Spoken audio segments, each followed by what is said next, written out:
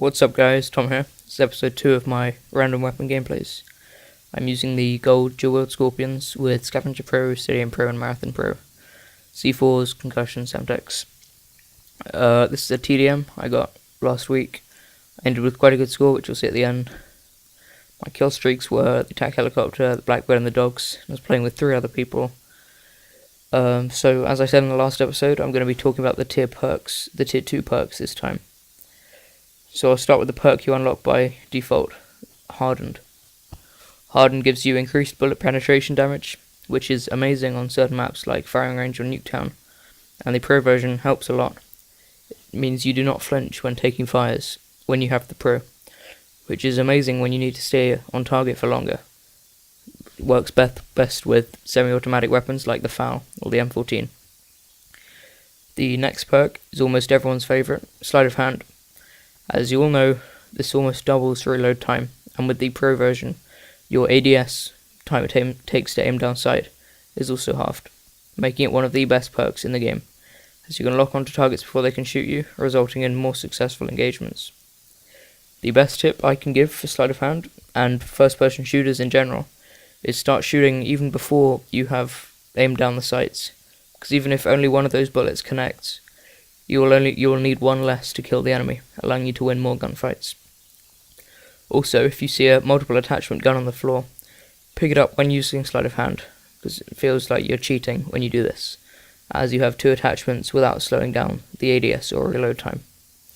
The third perk is Scout, which gives you longer hold breath time when using snipers, and the pro version allows you to pick up weapons and swap weapons faster. This perk I would say is only good for defensive sniping like on Array, as you have very long hold breath time to line up targets. Good class for this perk is the PSG-1 with extended mags. In my opinion, this is the best sniper in the game, as it does the same damage as the L96, but has a higher fire rate, making it better if you miss your first shot. Steady Aim is another great perk in this tier, as it's incredibly useful for running and gunning. This is because your hip spread is reduced, and with the pro version you can pull out your weapon faster after sprinting. And you also recover fast from melees. This makes it, in my opinion, the second best perk in this tier, behind Sleight of Hand. A good setup for this is the Uzi with extended mags, or the Grip, as that gun has one of the best hip fires in the game, even though the iron sights are horrible, but you don't even need to aim down with them. Finally, Warlord, the bling perk from Modern Warfare 2, except with a twist. Because the pro variant, instead of being able to double attachment secondaries, you will get 1 extra lethal and 1 extra tactical grenade, except for repeats. This makes it a great perk along with Scavenger to help you get Tactical Mask Pro, which I will be analysing along with the other 3rd tier perks in the next episode. Warlord is great for competing challenges as well, as when you get, say, 200 kills with a suppressor, you also get those 200 kills with the dual mags, or whatever combination you go with. Therefore it is basically double XP. A good loadout for this perk is the Galil with dual mags and a silencer. Galil is one of the best guns with a suppressor in the game, and dual mags frees up the first perk slot. I am 15th Prestige, level 50, and I own almost all of the gold guns, which I would use, and I have all the pro perks apart from Second Chance, which I'm not going to buy. So I have used all the pro perks, and this is only my opinion on them.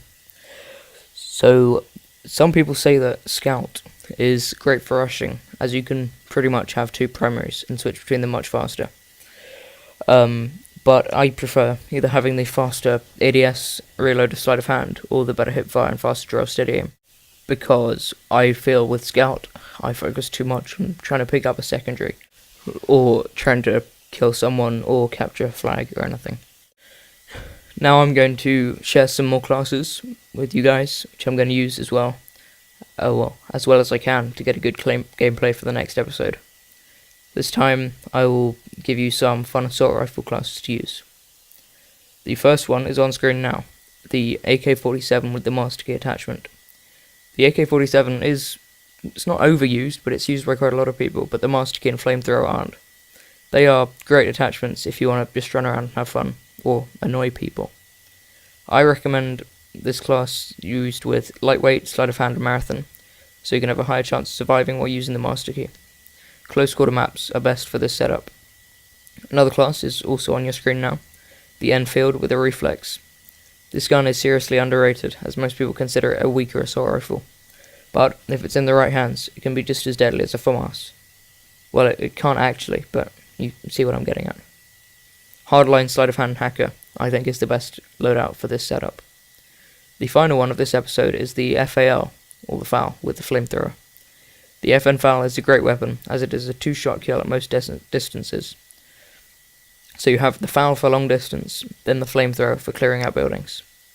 Perk I'd recommend with any semi-automatic weapon, as I mentioned before, is Hardened, as if an enemy runs behind cover, you can still kill them, and with Hardened Pro, you don't flinch when getting shot, making it easier to land your own shots. Other perks to use are Flak Jacket and Marathon, allowing you to be almost invincible to grenades and equipment. The Killstreaks, which I'll try to be using in the next episode, are just Spy Plane, Counter Spy Plane, and Napalm, because these classes aren't the easiest to use, so you won't be getting huge kill streaks, but you'll be able to get all 3 of your kill streaks really easily, so that when you die you can just earn them up again. Also, when you go for the lower kill streaks, there's no stress about dying one of a gunship, for example, because I have never, well, I don't think so, don't think I've ever heard someone say, like, oh, damn it, one of a spy plane, or things to that effect. So that's it for this episode. In the next episode, I will upload a gameplay with one of these classes, and I will analyze the tier 3 perks. See you then.